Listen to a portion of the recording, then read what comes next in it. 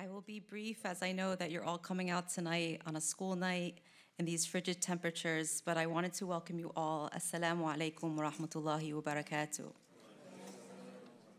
Greetings of peace and blessings to you all. Thank you for joining us on this night, and a warm, warm welcome to all of our guests. We pray that this is a beneficial night for everyone.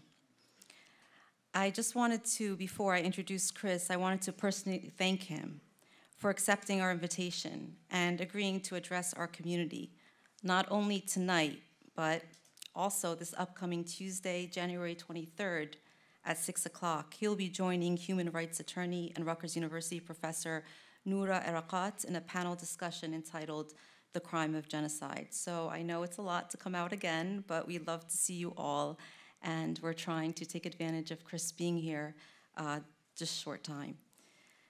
So now it's time for me to embarrass Chris a little, but I'm sure it's okay. I reached out to Chris actually about 2 weeks ago after I realized that he was in town, and within minutes he responded so graciously, offering to do just about anything we needed for Palestine.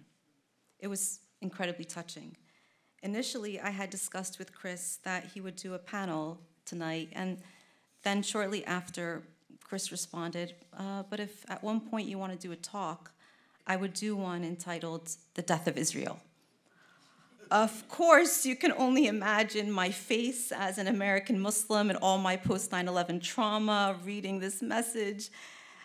The title was provocative yet deeply profound. Chris, how about like the death of a settler colonial state? I offered a few alternatives, but Chris stood his ground. Death of a nation, Chris? I mean, maybe that's a little better. Too weak, Umayma, too weak.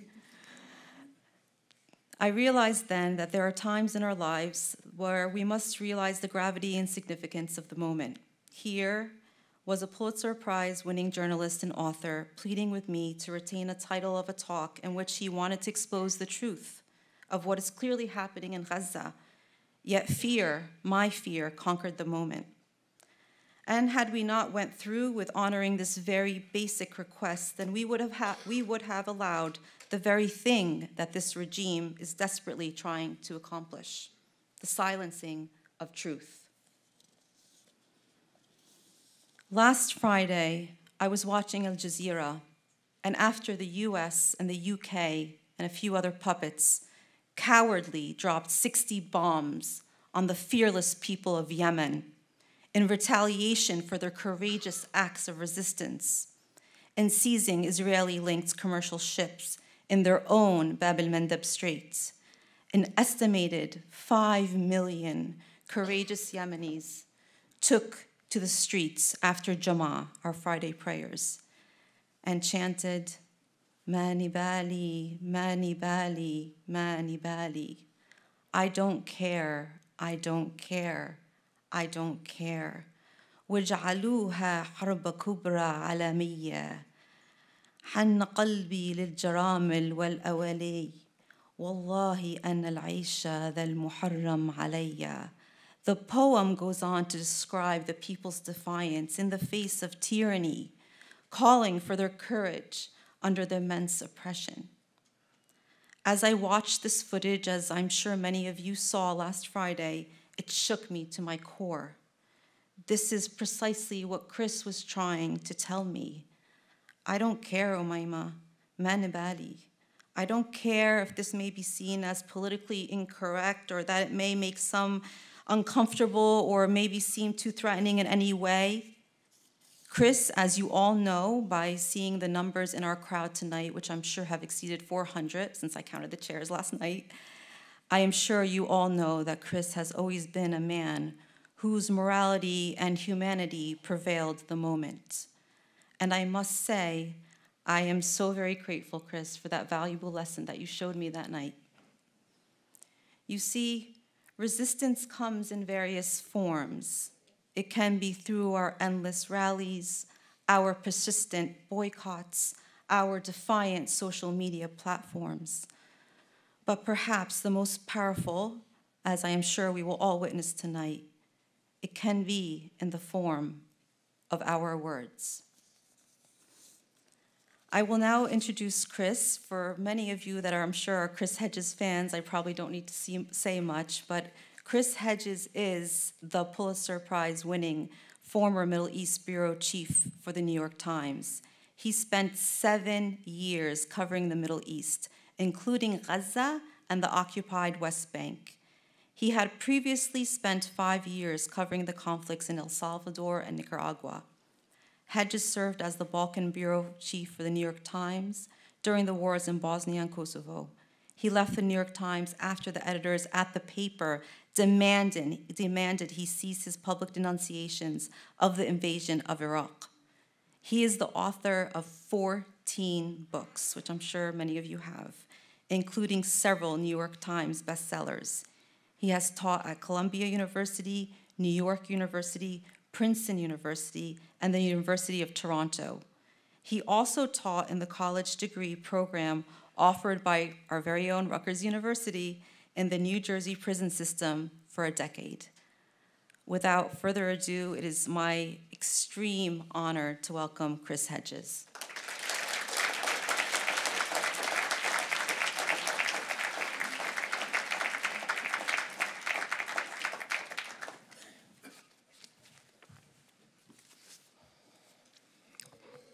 Thank you very much. I know there are people in this room who have family and friends in Gaza, as I do.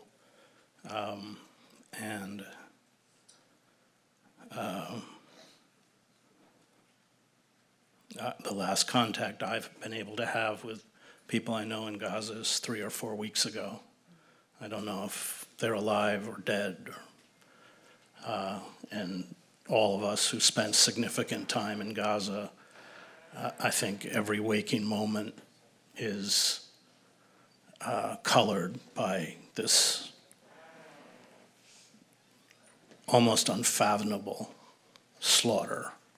And whatever I feel is a pale reflection, I know, of what many of you in this room are enduring.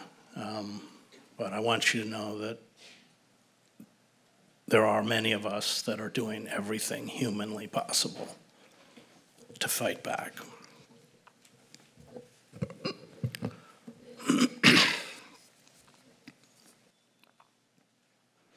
Israel's Lebensraum master plan for Gaza, borrowed from the Nazis' depopulation of Jewish ghettos, is clear. Destroy infrastructure, medical facilities and sanitation, including access to clean water, block shipments of food and fuel, impose telecommunications blackouts, unleash indiscriminate industrial violence to kill and wound hundreds a day, let starvation and epidemics of infectious diseases, along with the daily massacres and the displacement of Palestinians from their homes, turn Gaza into a mortuary. Israel has killed or seriously wounded close to 100,000 Palestinians in Gaza, almost 1 in every 20 inhabitants. It has destroyed or damaged 60% of the housing. The safe areas to which some 2 million Gazans were instructed to flee in the south have been relentlessly bombed with thousands of casualties. Palestinians in Gaza now make up 80% of all the people facing famine or catastrophic hunger worldwide, according to the UN. Every person in Gaza is hungry. A quarter of the population are starving and struggling to find food and drinkable water. Famine is imminent. The 335,000 children under the age of 5 are at high risk of malnutrition. The some 50,000 pregnant women lack health care and adequate nutrition. Infants are dying in droves. Israeli political and military officials, as the South African jurists documented at the International Court of Justice, make no secret of their genocidal intent. nor of their vision of what comes next. In September, before the incursion into Israel by Hamas and other resistance fighters, Israeli Prime Minister Benjamin Netanyahu displayed a map of what he called the new Middle East at a UN General Assembly meeting. Gaza, the West Bank, and East Jerusalem had all been incorporated into a greater Israel. Palestine had ceased to exist. The Palestinians are being forced to choose between death from bombs, disease, exposure, or starvation, or being driven from their homeland. There will soon reach a point where death will be so ubiquitous that deportation for those who want to live will be the only option. Israel is lobbying countries in Latin America and Africa to accept Palestinian refugees. Israeli leaders are calling this deportation, quote, voluntary migration. Voluntary migration is not a new concept in the annals of genocide. In the Warsaw Ghetto, the Nazis handed out 3 kilograms of bread and 1 kilogram of marmalade to anyone who voluntarily registered for deportation. There were times when hundreds of people had to wait in line for several hours to be deported. Marek Edelman, the only surviving commander of the Warsaw Ghetto Uprising, writes in his book, The Ghetto Fights. The number of people anxious to obtain 3 kilos of bread was such that the transports now leaving twice daily with 12,000 people could not accommodate them all. And Edelman, by the way, repeatedly condemned the Zionist state of Israel, calling it unviable, and supported Palestinian resistance, including armed resistance. The Nazis shipped their victims to death camps. The Israelis will ship their victims to squalid refugee camps in countries outside of Israel. This is the plan. No one, especially the Biden administration, intends to stop it. The most disturbing lesson I learned while covering armed conflicts for 2 decades is that we all have the capacity, with little prodding, to become willing executioners. The line between the victim and the victimizer is razor thin. The dark lusts of racial and ethnic supremacy, of vengeance and hate, of the eradication of those we condemn as embodying evil, are poisons that are not circumscribed by race, nationality, ethnicity, or religion. We can all become Nazis. It takes very little.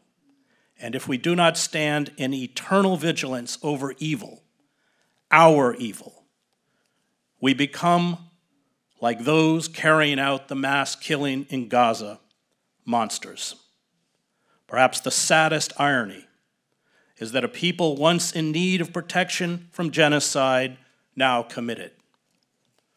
The cries of those expiring under the rubble in Gaza are the cries of the boys and men executed by the Bosnian Serbs at Srebrenica, the over 1.5 million Cambodians killed by the Khmer Rouge, the thousands of Tutsi families burned alive in churches, and the tens of thousands of Jews executed by the Einsatzgruppen at Baba Yar in Ukraine.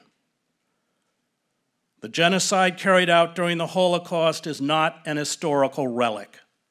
It lives, lurking in the shadows, waiting to ignite its vicious contagion. But this truth is bitter and hard to confront. We prefer the myth. We prefer to see in our own kind, our own race, our own ethnicity, our own nation, our own religion, superior virtues. We prefer to sanctify our hatred. The German playwright and revolutionary Ernst Toller, unable to rouse an indifferent world to assist victims and refugees from the Spanish Civil War, hanged himself in 1939 in a room at the Mayflower Hotel in New York City. On his hotel desk were photos of dead Spanish children. "Most people have no imagination," he wrote. "If they could imagine the sufferings of others, they would not make them suffer so. What separated a German mother from a French mother? Slogans which deafened us so that we could not hear the truth." Primo Levi, who survived the death camps, railed against the false, morally uplifting narrative of the Holocaust that culminates in the creation of the State of Israel, a narrative embraced by the Holocaust Museum in Washington, D.C. "The contemporary history of the Third Reich," he writes, "could be reread as a war against memory, an Orwellian falsification of memory, falsification of reality, negation of reality. He wonders if we who have returned have been able to understand and make others understand our experience. We all inhabit a morally gray zone. We all can be induced to become part of the apparatus of death, often for trivial reasons and paltry rewards. This is the terrifying truth of the Holocaust, and the Israelis are no exception."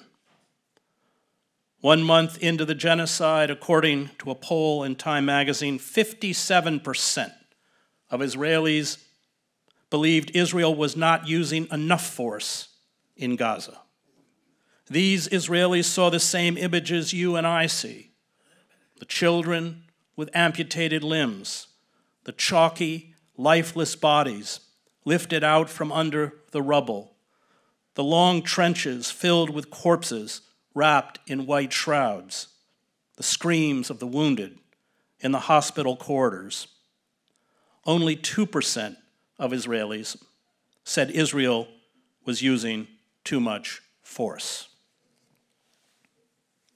The South African lawyers at The Hague, who compared Israel's crimes with those carried out by the apartheid regime in South Africa, showed the court a video of Israeli soldiers celebrating and calling for the death of Palestinians. They sang as they danced, "There are no uninvolved civilians," as evidence that genocidal intent descends from the top to the bottom of the Israeli war machine and political system.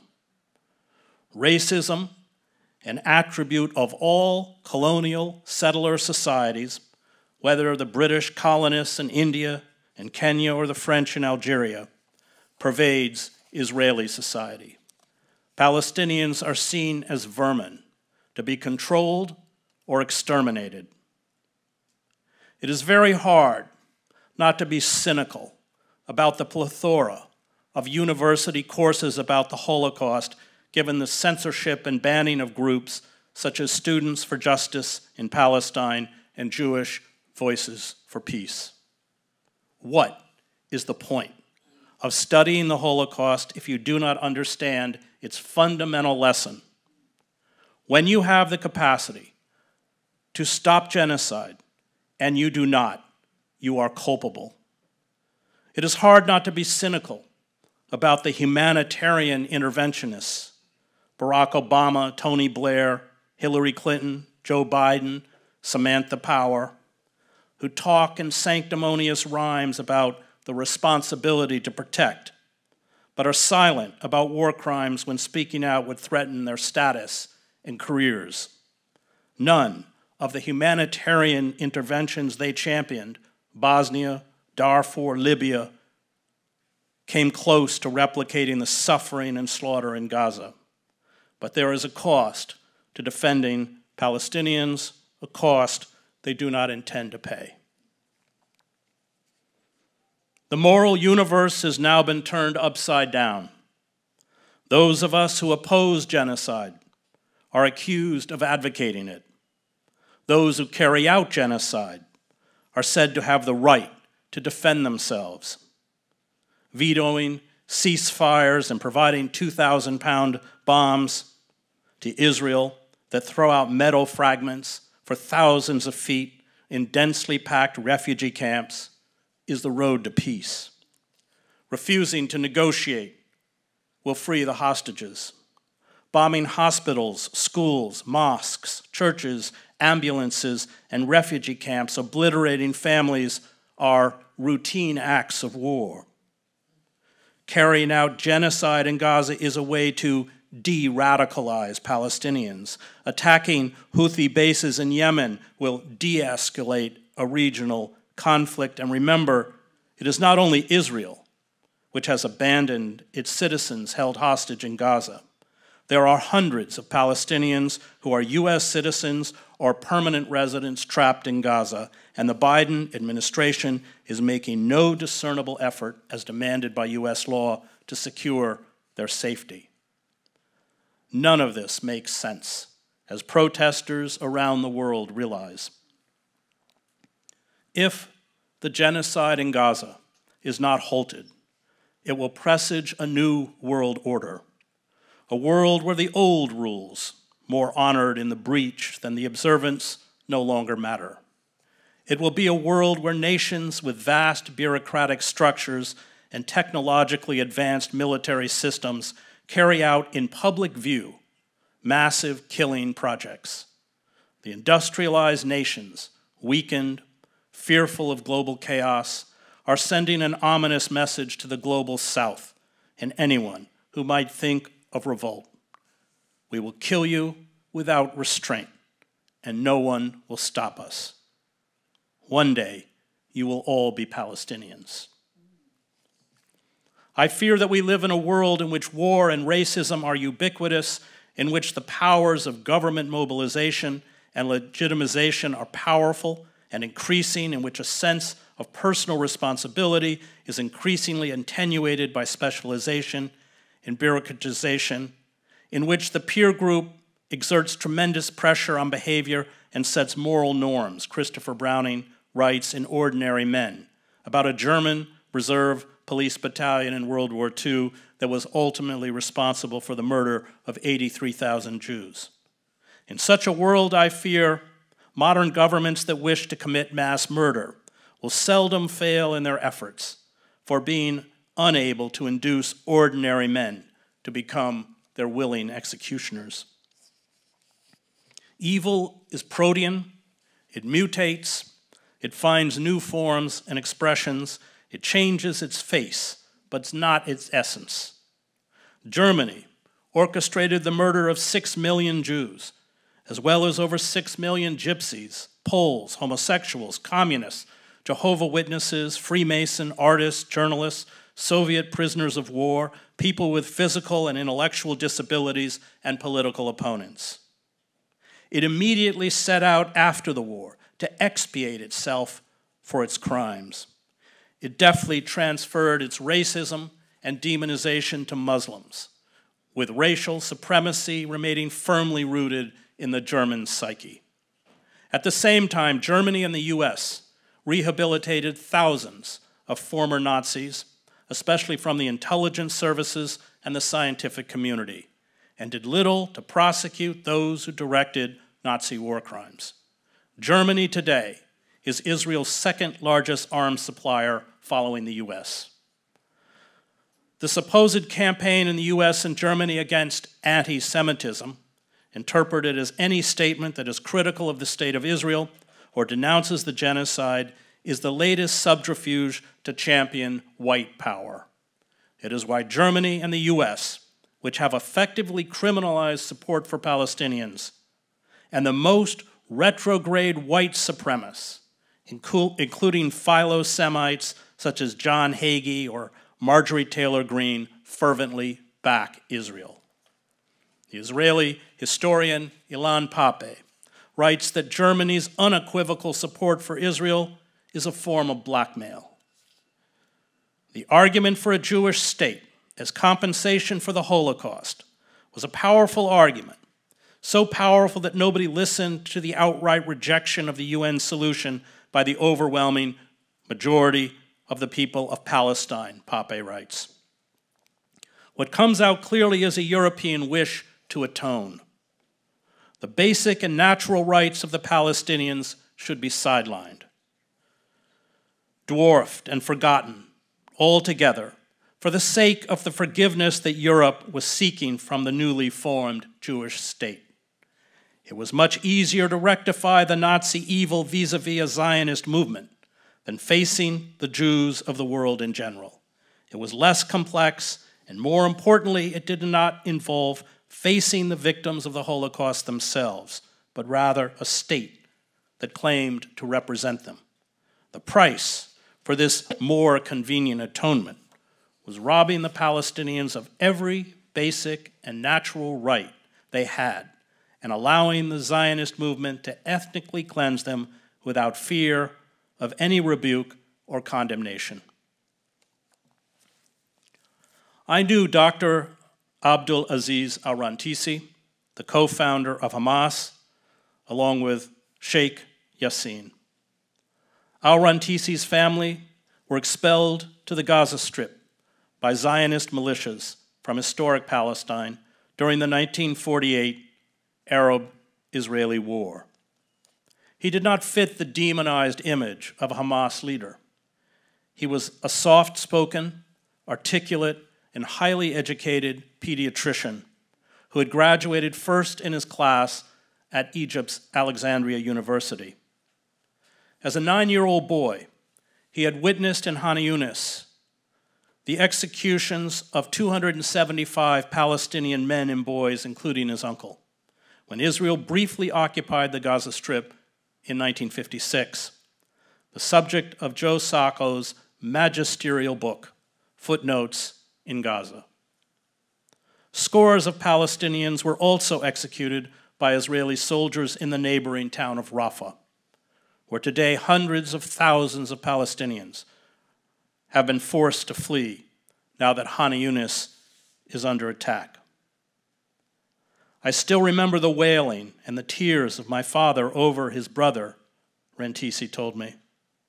I couldn't sleep for many months after that. It left a wound in my heart that can never heal. I'm telling you a story and I'm almost crying. This sort of action can never be forgotten. They planted hatred in our hearts. He knew he could never trust the Israelis. He knew that the goal of the Zionist state was the occupation of all of historic Palestine, and Israel would go on to seize Gaza and the West Bank in 1967, along with Syria's Golan Heights and Egypt's Sinai Peninsula. And he knew the eternal subjugation or extermination of the Palestinian people was the goal of the Zionist movement. Al-Rantisi and Yassin were assassinated in 2004 by Israel.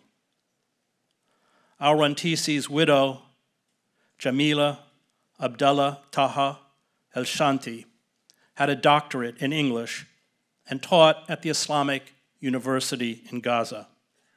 The couple had 6 children, one of whom was killed along with his father. The family's home, where I visited them, was bombed and destroyed during the 2014 Israeli assault on Gaza known as Operation Protective Edge. Jamila was killed by Israel on October 19th of this year. Israel's genocide is rearing a new generation of enraged, traumatized, and dispossessed Palestinians who have lost family members, friends, homes, communities, and any hope of living ordinary lives.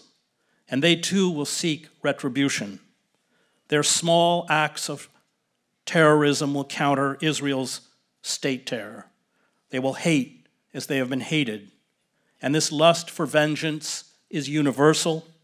After World War II, a clandestine unit of Jews who served in the Jewish Brigade of the British Army hunted down former Nazis and assassinated them.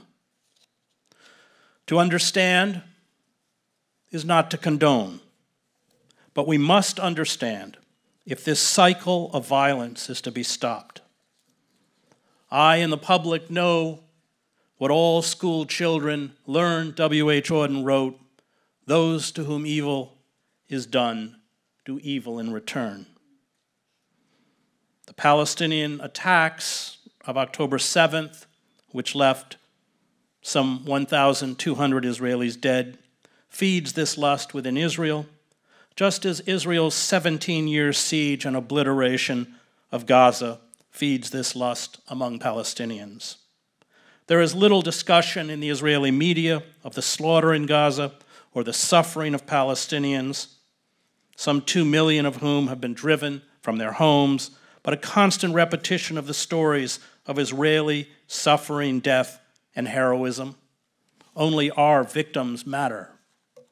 The shooting dead of the 3 Israeli hostages who apparently escaped their captors and approached Israeli forces with their shirts off, waving a white flag, and calling out for help in Hebrew is not only tragic, but a glimpse of Israel's rules of engagement in Gaza. These rules are: kill anything that moves. Israel may appear triumphant after it finishes its genocidal campaign in Gaza and increasingly the West Bank. It may achieve its demented goal. Its murderous rampages and genocidal violence may exterminate or ethnically cleanse Palestinians. Its dream of a state exclusively for Jews, with any Palestinians who remain stripped of their basic rights, may be realized. At that point, it will revel in its blood-soaked victory. It will celebrate its war criminals. Its genocide will be erased from public consciousness and tossed into Israel's huge black hole of historical amnesia. And those with a conscience in Israel will be silenced and persecuted. But by the time Israel achieves its decimation of Gaza, and Israel is talking about months of warfare, it will have signed its own death sentence. Its facade of civility, its supposed vaunted respect for the rule of law and democracy, its mythical story of the courageous Israeli military and miraculous birth of the Jewish nation will lie in ash heaps. Israel's social capital will be spent. Liberal Zionism, always an oxymoron, since Israelis never intended to give equal rights to Palestinians, has already been replaced by religious Zionism. Religious Zionism gives divine sanction to an ugly, repressive, hate-filled apartheid regime, deeply alienating younger generations of Americans, including Jews. Its patron, the United States, as new generations come to power, will distance itself from Israel and religious Zionism the way it is distancing itself from Ukraine.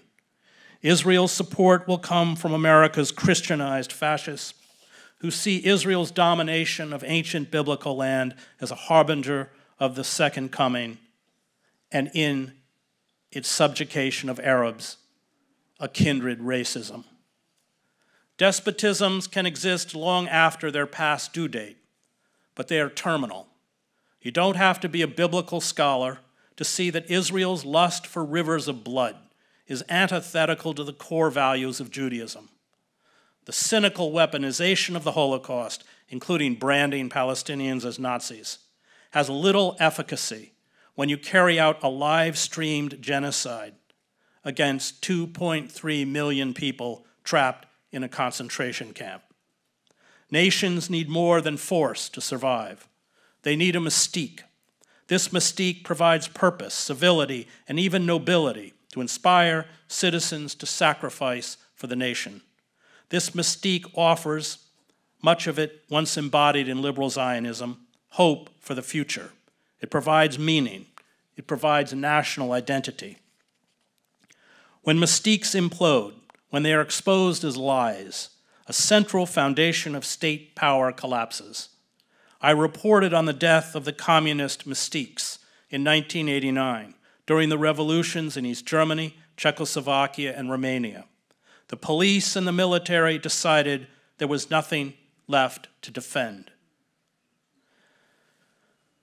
Israel's decay will engender the same lassitude and apathy. It will become harder and harder to recruit indigenous collaborators such as Mahmoud Abbas and the Palestinian Authority, reviled by most Palestinians, to do the bidding of the colonizers. All Israel has left is escalating violence, including the widespread use of torture, which accelerates the decline. The wholesale violence works in the short term, as it did in the war waged by the French in Algeria, the dirty war waged by Argentina's military dictatorship, and during Britain's conflict in Kenya and Northern Ireland. But in the long term, it is suicidal. Israel may wipe out the current Hamas leadership, but the past and current assassinations of scores of Palestinian leaders has done little to blunt resistance. The siege and genocide in Gaza has produced a new generation prepared to take the place of martyred leaders. Israel has sent the stock of its adversary into the stratosphere. Israel was already at war with itself before October 7th. Israelis were protesting to prevent Netanyahu's abolition of judicial independence. The religious bigots and Zionist fanatics currently in power had mounted a determined attack on secularism. Israel's unity since the attack is precarious. It is a negative unity. It is held together by hatred. And even this hatred is not enough to keep protesters from decrying the government's abandonment of Israeli hostages in Gaza. Hatred is a dangerous political commodity. Once finished with one enemy, those who stoke hatred go in search of another. The Palestinian, quote-unquote, human animals, when eradicated or subdued, will be replaced by disloyal Palestinians with Israeli citizenship already targeted by a series of discriminatory laws, along with Jewish apostates and traitors. The demonized group can never be redeemed or cured. A politics of hatred creates a permanent instability that is exploited by those seeking the destruction of civil society. The Israeli scholar Yeshayahu Leibowitz, who Isaiah Berlin called the conscience of Israel, warned that, quote, if Israel did not separate church and state, it would give rise to a corrupt rabbinate that would warp Judaism into a fascistic cult. Religious nationalism is to religion what National Socialism was to socialism, warned Leibowitz, who died in 1994. He understood that the blind veneration of the military, especially after the 1967 war, was dangerous and will lead to the ultimate destruction of democracy. Our situation will deteriorate to that of a second Vietnam, to a war and constant escalation without prospect of ultimate resolution, he wrote. He foresaw that the Arabs would be the working people and the Jews the administrators, inspectors, officials, and police, mainly secret police. A state ruling a hostile population of 1.5 million to 2 million foreigners would necessarily become a secret police state, with all that implies for education, free speech, and democratic institutions. The corruption characteristic of every colonial regime would also prevail in the state of Israel. The administration would have to suppress Arab insurgency on the one hand and acquire Arab quislings on the other. There is also good reason to fear that the Israel Defense Force, which has been until now a people's army, would, as a result of being transformed into an army of occupation, to generate, and its commanders will become military governors, will resemble their colleagues in other nations. He saw the rise of virulent racism that would consume Israeli society. He knew that prolonged occupation of the Palestinians would spawn, in his words, concentration camps for the occupied, and as he wrote, Israel would not deserve to exist, and it would not be worthwhile to preserve it. Jews, he understood, can also become Pharaoh. The decision to obliterate Gaza has long been the dream of Israeli fanatics, heirs of the fascistic movement, led by the extremist Meir Kahane, who I knew and covered, who was barred from running for office and whose Koch party was outlawed in 1994 and declared a terrorist organization by Israel and the United States. They champion the iconography and language of their homegrown fascism. Jewish identity and Jewish nationalism are the Zionist versions of blood and soil. Jewish supremacy is sanctified by God, as is the slaughter of the Palestinians, who are compared to the biblical Amalekites massacred by the Israelis. Enemies, usually Muslims, slated for extinction are subhuman. Violence and the threat of violence are the only forms of communication those outside the magic circle of Jewish nationalism understand. Millions of Muslims and Christians, including those with Israeli citizenship, are to be purged. The Biden presidency, which ironically may have signed its own political death certificate, is tethered to Israel's genocide. It tries to distance itself rhetorically, but at the same time it funnels the billions of dollars of weapons demanded by Israel, including $14.3 billion in supplemental military aid to augment the $3.8 billion in annual aid to, quote-unquote, finish the job. It is a full partner in Israel's genocidal project. There is no way to deny the courage of the armed Palestinian resistance, whether you accept their ideology or not, as they face down one of the most advanced military machines on the planet with little more than small arms. But there are also other forms of resistance that, to me, are as important. Writers, poets, journalists, and photographers, many of whom have been targeted and killed by Israel, affirm the belief that one day, a day the writers, journalists, and photographers may never see, the words and images will provoke empathy, understanding, outrage, and provide wisdom. They chronicle not only the facts, although the facts are important, but the texture, sacredness, and grief of lives and communities lost.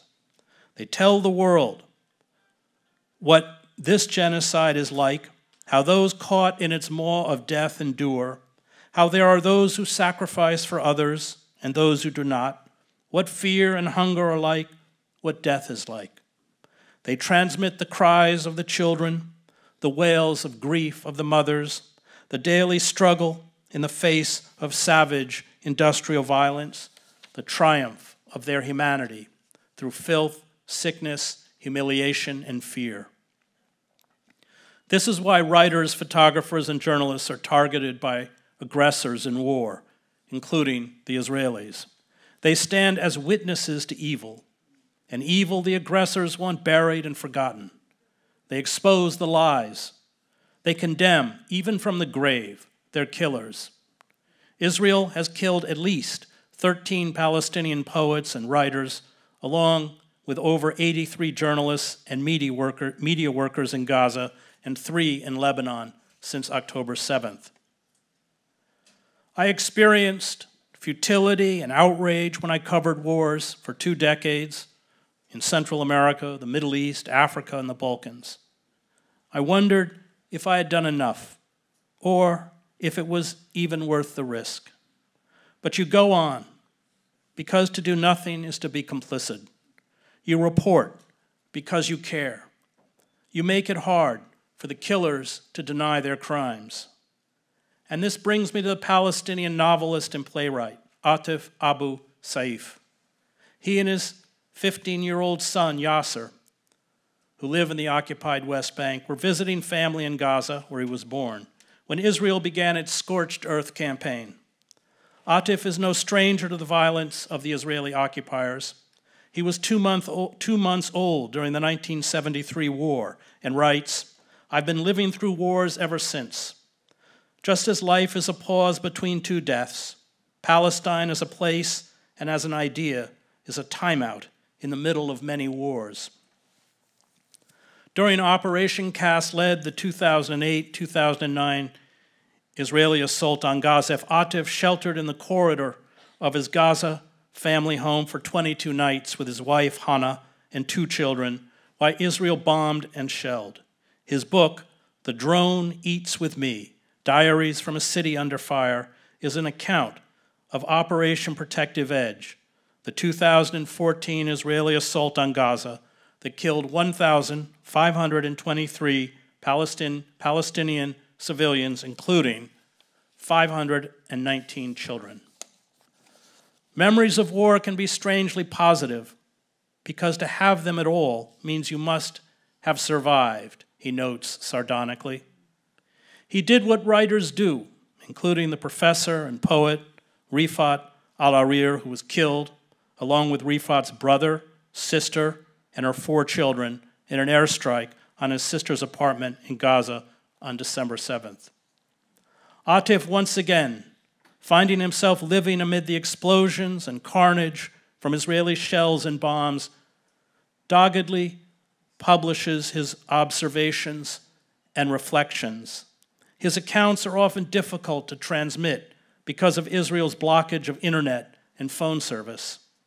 On the first day of the Israeli bombardment, a friend, a young poet and musician, Omar Abu Shawish, is killed, apparently in an Israeli naval bombardment, though later reports would say he was killed in an airstrike as he was walking to work. Atif wonders about the Israeli soldiers watching him and his family with their infrared lenses and satellite photography. Can they count the loaves of bread in my basket or the number of falafel balls on my plate, he wonders. He watches the crowds of dazed and confused families, their homes in rubble, carrying mattresses, bags of clothes, food, and drink. He stands mutely before the supermarket, the bureau de change, the falafel shop, the fruit stalls, the perfume parlor, the sweet shop, the toy shop, all burned. Blood was everywhere, along with bits of kids' toys, cans from the supermarket, smashed fruit, broken bicycles, and shattered perfume bottles, he writes. The place looked like a charcoal drawing of a town, scorched by a dragon. I went to the press house where journalists were frantically downloading images and writing reports for their agencies. I was sitting with Bilal, the press house manager, when an explosion shook the building. Windows shattered and the ceiling collapsed onto us in chunks. We ran toward the central hall.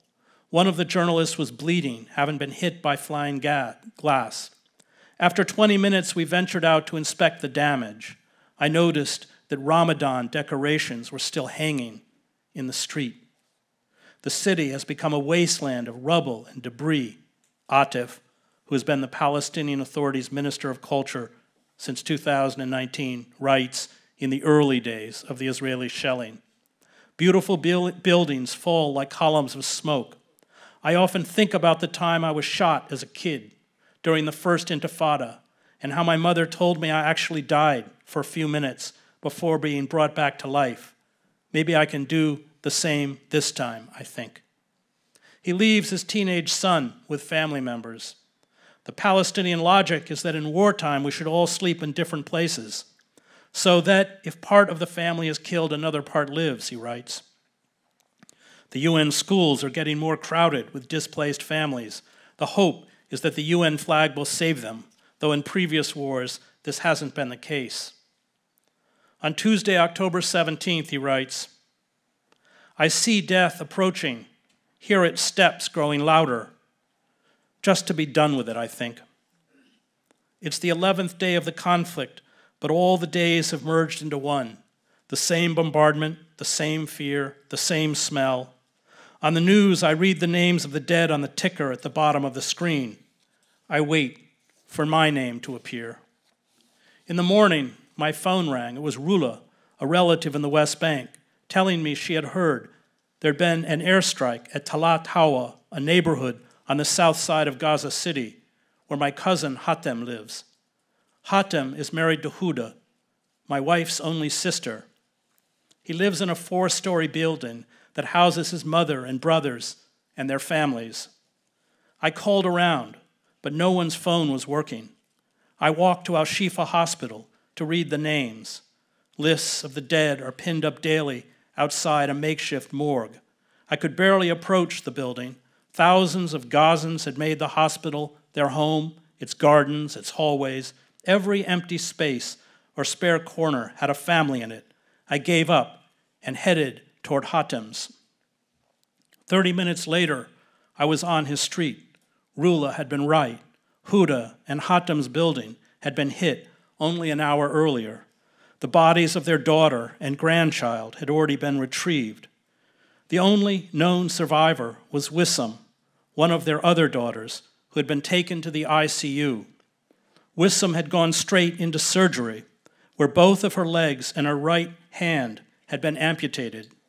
Her graduation ceremony from art college had taken place only the day before.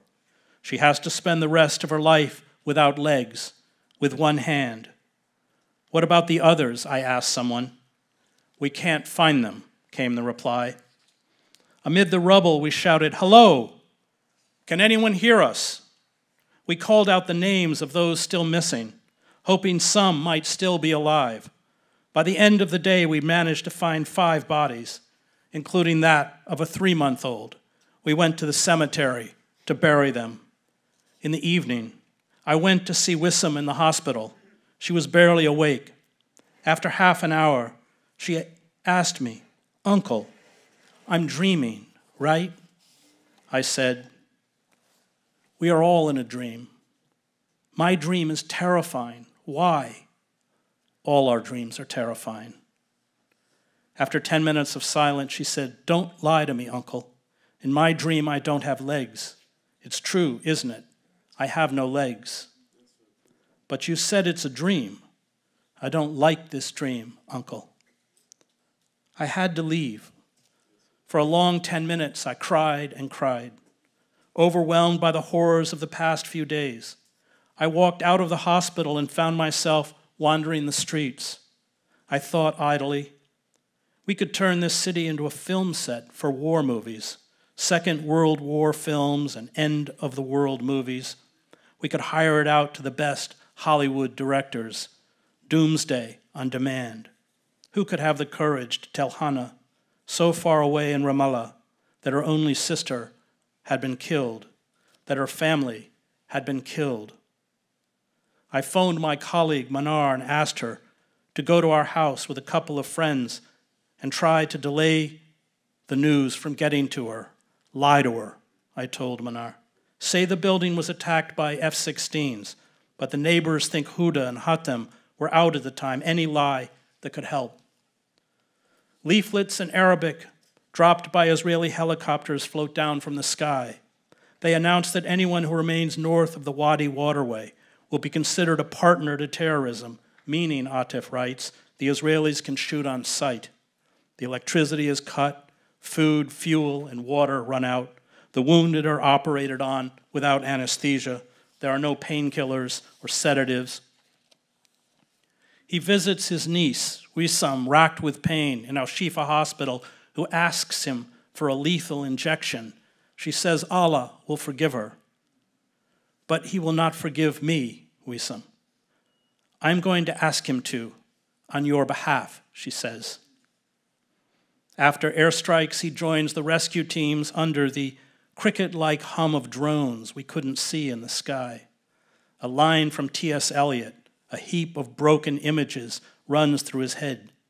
The injured and the dead are transported on 3-wheeled bicycles or dragged along in carts by animals.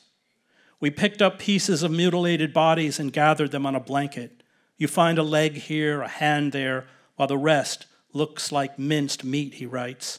In the past week, many Gazans have started writing their names on their hands and legs in pen or permanent marker so they can be identified when death comes.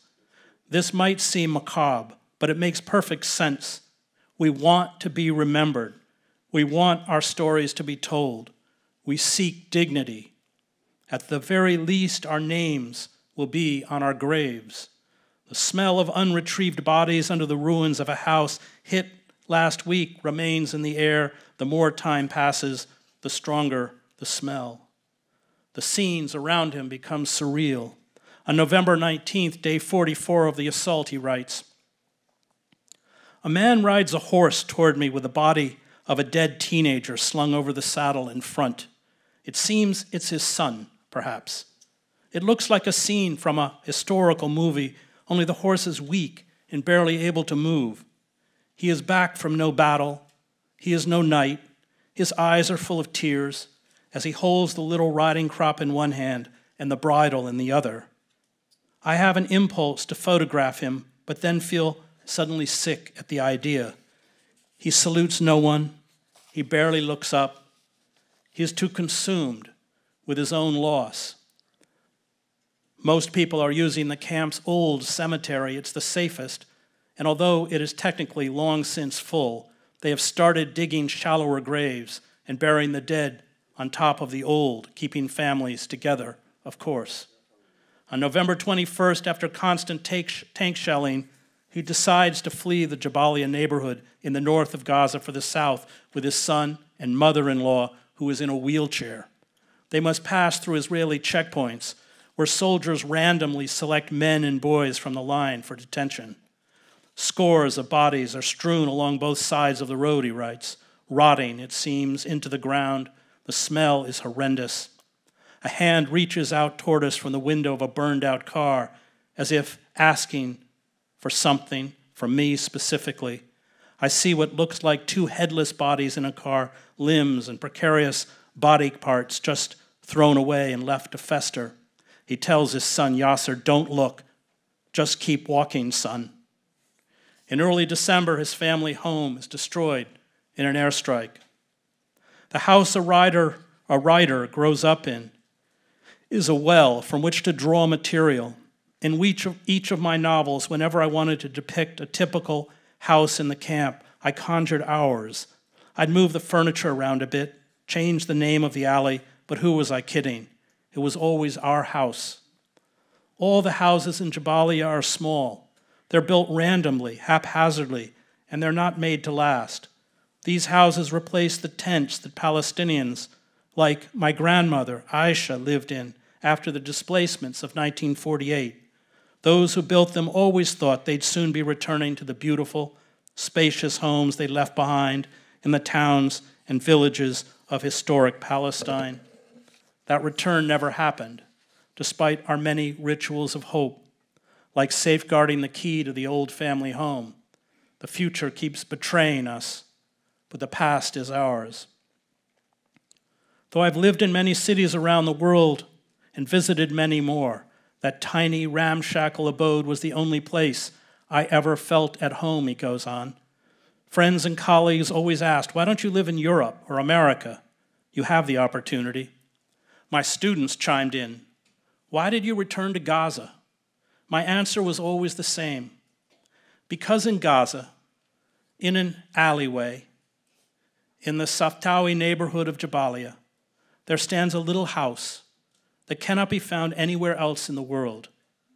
If on doomsday, God were to ask me where I would like to be sent, I wouldn't hesitate in saying, home.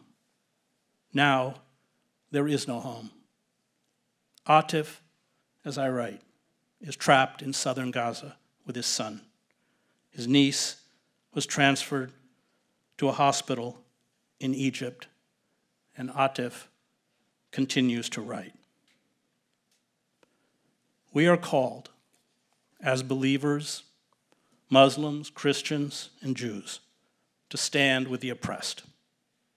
We are called to defy malignant power, Atif, Rifat, and those like them, who speak to us at the risk of death. Remind us of this injunction. They speak, so we will not be silent. They speak, so we will take these words and images and hold them up to the principalities of the world, the media, politicians, diplomats, universities, the wealthy and privileged, the weapons manufacturers, the Pentagon, and the Israel lobby, and demand that this genocide cease. The Biden administration is playing a very cynical game. It insists it is trying to halt what by its own admission is Israel's indiscriminate bombing of Palestinians, while bypassing Congress to speed up the supply of weapons to Israel, including dumb bombs. It insists it wants the fighting in Gaza to end, while it vetoes ceasefire resolutions at the UN. It insists it upholds the rule of law, while it subverts the legal mechanism at the International Court of Justice that can halt the genocide. Cynicism pervades every word. Biden, Blinken, Jake Sullivan, and Brett McGurk, the four horsemen of the apocalypse who support this genocide, utter. This cynicism extends to us. Our revulsion for Donald Trump, the Biden White House believes, will impel us to keep Biden in office. On any other issue, this might be the case, but it cannot be the case with genocide. Genocide is not a political problem. It is a moral one. We cannot, no matter what the cost, support those who commit or are accomplices to genocide, even if it means we are forced to endure the dreaded return of Trump. Genocide is the crime of all crimes. It is the purest expression of evil. We must stand unequivocally with the Palestinians. We must demand justice. We must hold Biden accountable. If we do not, we join the long list of those who, for expediency or because of indifference, have sold out the Palestinians and sold out all of the oppressed. I read from the Hadith collection of Imam al-Bukhari. He writes, "The Prophet, peace be upon him, once said to us, 'Help your brother, the oppressor and the oppressed.' We asked, 'O messenger of God, we understand how we can help when oppressed, but how should we help one who is oppressing?' 'By stopping him from oppressing others,' he replied." Evil has not changed down the millenniums, but neither has goodness. Thank you.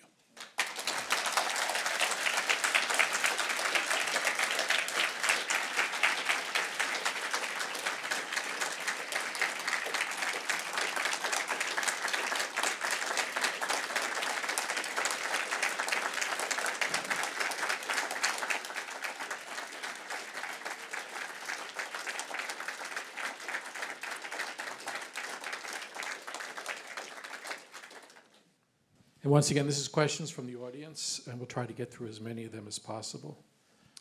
First question, and I didn't put this at the top, it sort of just came there.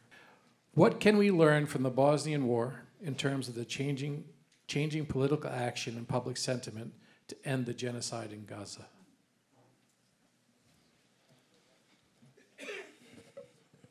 Well, we can learn, first of all, indifference, because that genocide lasted 3 years before there was a reaction.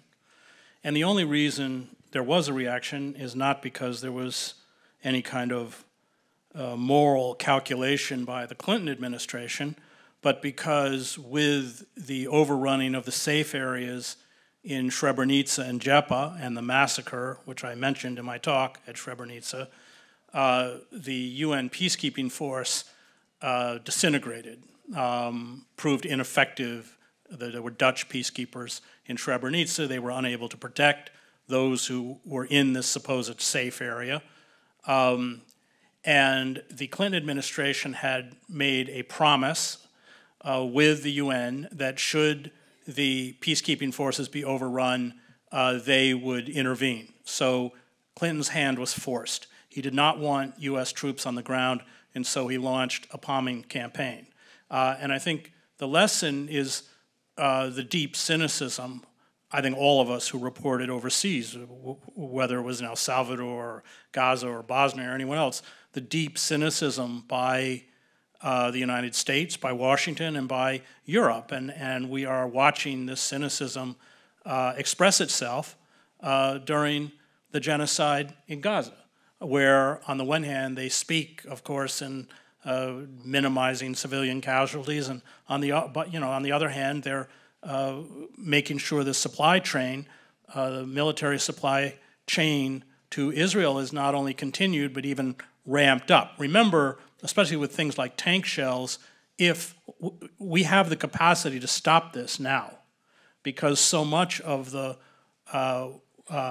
munitions that Israel is using, which they're running out of, come directly from the U.S. I mean, I've been in Gaza when it was bombed by Israeli jets and picked up pieces of metal that say made in Dayton, Ohio. I also just want to draw, if you're talking about Bosnia, I was in Sarajevo during the war. We were hit with 300 to 400 shells a day. That was 3 to 4 dead a day, maybe 4 to 5 dead a day, and about 24 wounded a day. And I don't want to minimize what took place in Sarajevo. 30 years later, I still have nightmares about it. But that's nothing compared to what's happening in Gaza, where you have hundreds of dead a day. And so I think for those of us who have been under siege, it's driven home to us the intensity, the kind of carpet bombing that Israel is carrying out. Remember, Gaza is a tiny place. It's 20 miles long and 5 miles wide. So, yeah, those would be the lessons. Thank you. What steps must be taken for a quote-unquote new Oslo Accord and regional perspective for economic development, the foundation for lasting peace? And I guess if you can speak about a little bit, elements, if you can, about the old Oslo Accord for those of us who may not be up to speed on that. So I covered Oslo, and I knew Yitzhak Rabin. I knew Yasser Arafat quite well. I even knew Abu Jihad. So what Oslo was never going to work. Rabin, to his credit, understood that the occupation was poisoning his country. And that's why I quoted from this great Israeli scholar, Yeshayahu Leibowitz, who saw it all coming. But his solution was to withdraw Israeli forces and create a colonial police force, i.e. the PA, which Abbas does. I mean, but he has no credibility left, even in the West Bank. The interesting thing about Arafat is that Arafat drew a line. He just wasn't going to be a complete puppet for the Israelis, which is why I think most of us who covered Arafat believe he was poisoned by the Israelis, and there's very strong evidence behind that. So Oslo was an attempt for Israel to find a solution, because remember, Israel would still control the borders, that was never going to grant the Palestinians a state. At this point, Israel, especially with the occupation of the West Bank, it controls 60% of the West Bank, has made the two-state solution impossible. Israel did it. And now the only solution is from the river to the sea, a secular Palestinian, maybe it has another name, state where Palestinians, Jews, everyone has equal rights. That is the only route left.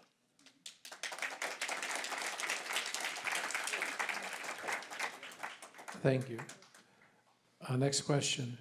Do you think the groundswell of people coming together in protest, powered by social media, makes any difference as compared to other and earlier genocides? It always makes a difference. It may not end the genocide, but it calls out the hypocrisy of the ruling class, and it scares them. And anecdotally, I was very involved in the Occupy Wall Street movement in Zuccotti Park, and at the same time, a faction of my family, unfortunately, works on Wall Street, my cousins, and they were terrified of Occupy. I know this from them. They were getting hourly updates. Now, Occupy was one of the most benign, peaceful, Quakers in sandals kind of movement, but they would they're marching down Bond Street. They have a big puppet of a squid. And they wouldn't even go out to the restaurants. They brought, paper bag lunches to eat in their offices. So the fact is, this is a whole other discussion on the destruction of American democracy, which I've written extensively on. But in many ways, the ruling oligarchic corporate class that has seized political power, and of course the media, and we can get into the media, is illegitimate, and it knows it. And so when people go out in the street, it scares them. And in the end, politics is a game of fear.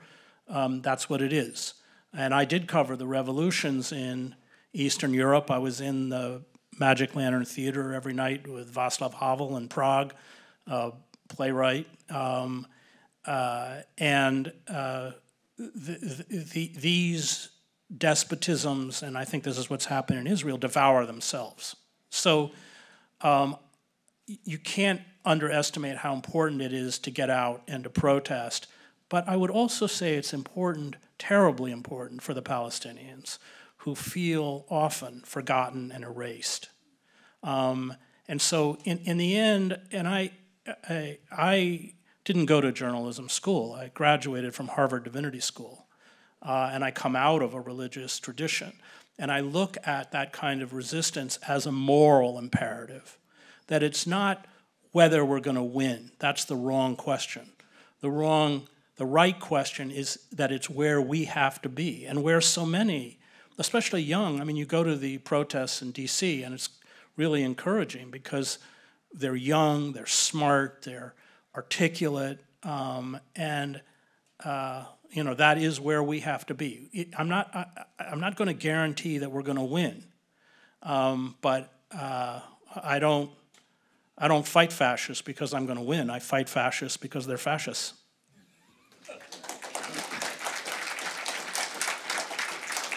And an amen to that. Another question. I understand the absolute importance of stopping oppression, both to the oppressed and the oppressors alike. But how is this possible when we have such a minimal role in society? The protests have been enormous in changing public opinion of genocide, but they have not yet to change the opinions of politicians in charge of the decision-making. What is our role in stopping the oppressors as bystanders in America? Well, I think there has to be a line at which, and I am as terrified of a Trump presidency as probably many in this room, but there has to be a line that we draw that you can't cross. And I think the problem is, especially with the Democratic Party, we have never put that line in place. And so what we've watched since the Clinton administration is the Democratic Party transform itself into the Republican Party, and the Republican Party goes so far to the right that it became insane. But the Democratic Party in Europe would be a right-wing party, and I think that, I was Ralph Nader's speechwriter, and let me just put a plug for Ralph, the most important Arab American political leader of our time, who speaks fluent Arabic. I was in a restaurant with him, and I speak Arabic. I'm trying to resurrect it because, I hope you've all read Joe Sacco's great works, Palestine, and his masterpiece, Footnotes in Gaza. Footnotes in Gaza came because he and I went and spent 10 days in. Actually, I was so frustrated by the New York Times coverage of Gaza that I used my vacation time to go to Gaza and spend 10 days in Han Yunis and write this magazine piece for Harper's called A Gaza Diary, in which at one point they still had the Jewish settlements. We heard over the loudspeakers when the kids were coming out of school, ta'al, ta'al, and then we heard all sorts of words I'm not going to repeat, but they were baiting these 10, 11-year-old kids to throw rocks, and then when they threw rocks, they shot them, in some cases killed them. By the way, after publishing that piece, the New York Times informed me that I would never report from the Middle East again. But in those interviews in Han Yunis, we interviewed older residents who told us about the massacres of '56. And Harper's cut it out. And Joe was so upset that he spent the next 6 years shuttling back and forth to Han Yunis, interviewing every eyewitness and survivor that he could find, and did his book, Footnotes in Gaza, which I have to admit, even though I knew the story, when I read it, at the end I was just weeping. Joe and I, we've been working in Gaza for years. And he called me up and he said, and we're old men now, he said, we got to go back. Our next book is Gaza. And I said, okay. And I've already spoken to Simon & Schuster, my publisher. They will take it. We don't know what it's going to look like because we don't know how far the Israelis are going to go. But there are two forms of therapy that I have for Gaza. One is attending the protests And the other I found, because I left the Middle East a long time ago, my Arabic is really deteriorated, but I'm taking classes 3 days a week. And you know what my other therapy is studying my Arabic.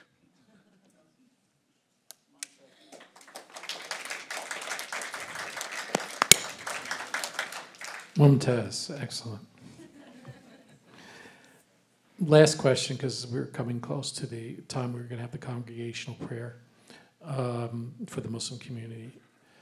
Should the ICJ find the state of Israel guilty of possessing the intent to commit genocide, what are some of the penalties and sanctions that could be laid out? And additionally, do you believe the international community would actually act in order to carry out the sentencing, or would geopolitical factors lead to a lack of legitimate action from the international community? So the ICJ is a UN body, and whatever finding or whatever ruling it makes, even on a temporary injunction saying, there's enough evidence that Israel should, it has to be approved by the Security Council, and the US will veto it. So it's moot. On the other hand, and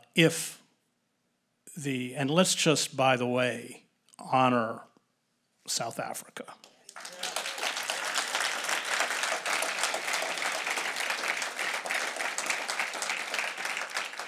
They have stood with the Palestinians, for decades.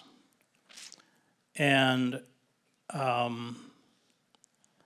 but if the court, and you can be sure there will be heavy pressure from the U.S., one, not to issue, in essence, a temporary injunction saying there's enough evidence. They won't rule at first in 2 to 3 weeks on whether there's genocide. They'll just say there's enough evidence to bring the case, therefore it should stop. We know there will be heavy, heavy pressure because under international law, if there is a ruling that Israel is committing genocide, the United States is guilty, which it is guilty, of accomplice to genocide. And Israel desperately wants to stop this because its whole justification for its colonial settler project is rooted in the genocide carried out against the Jews. And if they become or are found guilty of genocide, as they should be, then that kind of moral veneer, that ability of the Israel lobby to essentially be immune from any kind of criticism, all of that collapses. It has there are deep existential issues for Israel. So again, it's important because I think, and especially if you read the brief, the 83-page brief, it's an educational. It's almost impossible to deny what's happening. The same way, and I speak at a lot of colleges with Students for Justice in Palestine. I don't know any of and I'm a strong supporter of the boycott, divestment, and sanction movement, of course. I don't know universities have embraced BDS, but the result of the movement is that it's educated an entire generation of young kids about Palestine. And that's why Israel spends so much energy and time to trying to defeat it. So even though the ultimate goal we have, which is, of course, halting the genocide, may not be achieved by standing up and fighting against what I would call radical evil, there are all sorts of victories that chip away at the foundations of power. And in the end, that is where we have to be. There was a great Jewish rabbi, Abraham Heschel, who marched with Martin Luther King, and he was criticized by other rabbis for marching on the Sabbath. And Abraham Heschel told the rabbis, "I pray with my feet." That's what we have to do.